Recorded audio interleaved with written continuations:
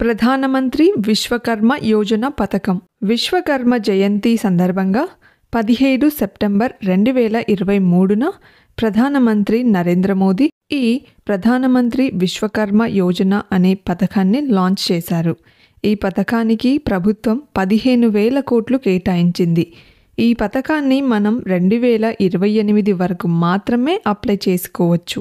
ఈ ప్రధానమంత్రి విశ్వకర్మ యోజన పథకంలో 40 పైసల వడ్డీకే 3 లక్షల రుణాన్ని ప్రభుత్వం మనకు ప్రొవైడ్ చేస్తుంది.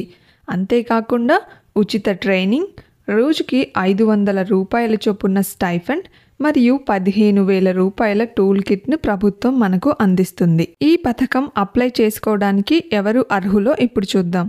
ఈ పథకానికి చేతి వృత్తి పనులు చేసేవారు అర్హులు. చేతి వృత్తి పనులంటే వడ్రంగి, పడవలు తయారు చేసేవారు, కమ్మరి, గోల్డ్ స్మిత్, కుమ్మరి, శిల్పి, చెప్పులు కుట్టేవాడు, సుతారి, బుట్ట, చాప, చీపురు తయారు చేసేవారు, కొబ్బరి పీచు ఉపయోగించే నేత, సాంప్రదాయ బొమ్మలు తయారు చేసేవారు, మంగలి, దండలు తయారు చేసేవారు, చాకలివాడు, దర్జీ అంటే టైలరింగ్ చేసేవారు, చేపల వల తయారు చేసేవారు.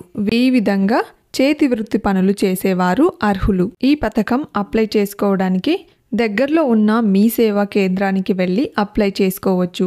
అప్లై చేసుకోవడానికి కావలసిన డాక్యుమెంట్స్ ఏంటో ఇప్పుడు చూద్దాం. ఆధార్ కార్డ్ కాపీ అంటే జిరాక్స్ ఉండాలి. అడ్రస్ ప్రూఫ్ కోసం అంటే చిరునామా రుజువు కోసం రేషన్ కార్డ్ ఇవ్వాల్సి ఉంటుంది. రేషన్ కార్డులో ఎంతమంది ఫొటోస్ అయితే ఉంటాయో అంతమంది ఆధార్ కార్డ్ ఇవ్వాల్సి ఉంటుంది. ఒకవేళ ఈ రేషన్ కార్డులో ఎవరైతే ఉన్నారో వారు ఐటీఆర్ అంటే ఇన్కమ్ ట్యాక్స్ రిటర్న్స్ కడుతున్నట్లయితే ఈ పథకానికి మీకు అర్హత లేనట్లే. ఈ పథకం అప్లై చేసేవారికి 18+ ఏజ్ అంటే 18 సంవత్సరాల కన్నా ఎక్కువ వయసు కలిగి ఉండాలి. ఫోన్ నెంబర్ కంపల్సరీ ఉండాలి. ఈ ఫోన్ నెంబర్ ఖచ్చితంగా ఆధార్ కార్డుతో లింక్ అయి ఉండాలి. కుల ధృవీకరణ పత్రం అంటే క్యాస్ట్ సర్టిఫికేట్ ఉండాలి. వేలిముద్ర వేయాలి. బ్యాంక్ పాస్బుక్ ఇవ్వాలి. ఈ బ్యాంక్ ఖాతాలోనే డబ్బు పడుతుంది.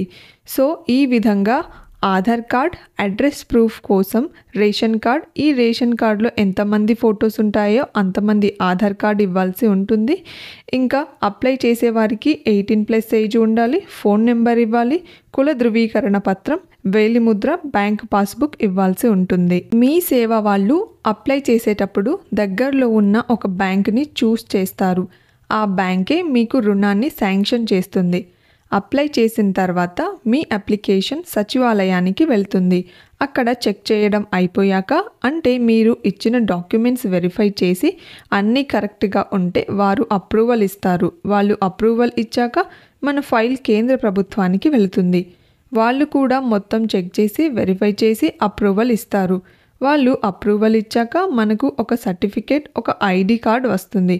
కొన్నిసార్లు సర్టిఫికేట్, ఐడి కార్డ్ రాకపోవచ్చు. కేంద్ర ప్రభుత్వం నుంచి రెస్పాన్స్ కూడా రాకపోవచ్చు. రాకపోవడానికి గల ప్రధాన కారణం ఏంటంటే ఐటీ రిటర్న్స్.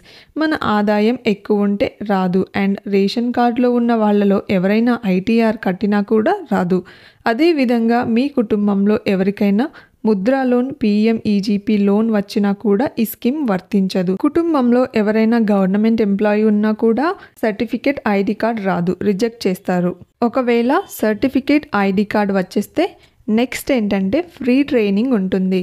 ట్రైనింగ్కి వెళ్ళినందుకు ప్రతిరోజు 500 మనకు ఇస్తారు. Normal training 5 days.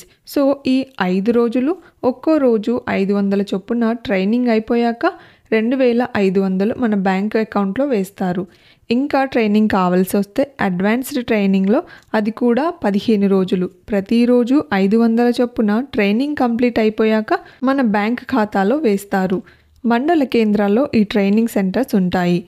ట్రైనింగ్ అయిపోయాక 15,000 రూపాయల టూల్ కిట్ ఫ్రీగా మనకు ఇస్తారు. ఫర్ ఎగ్జాంపుల్ టైలరింగ్ చేసేవారికి 15,000 రూపాయల టూల్ కిట్ అంటే కుట్టు మెషిన్ ఇస్తారు.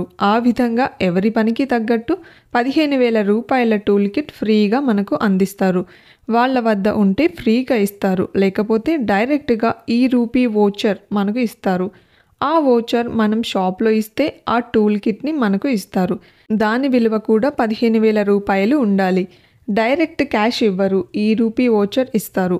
ఈ ప్రాసెస్ అంతా అయిపోయాక వ్యాపారాన్ని స్టార్ట్ చేయాలి.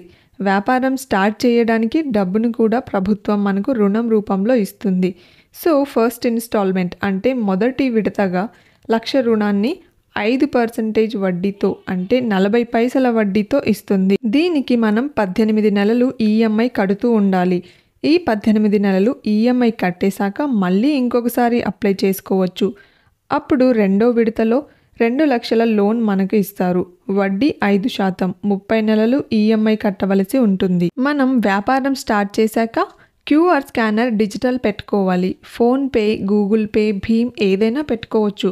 కానీ ప్రభుత్వం ఒక కండిషన్ పెట్టింది, ఎక్కువ డబ్బుని డిజిటల్ రూపంలో తీసుకోండి అని. అలా తీసుకుంటే మీ ట్రాన్సాక్షన్ హిస్టరీ అంతా ఉంటుంది.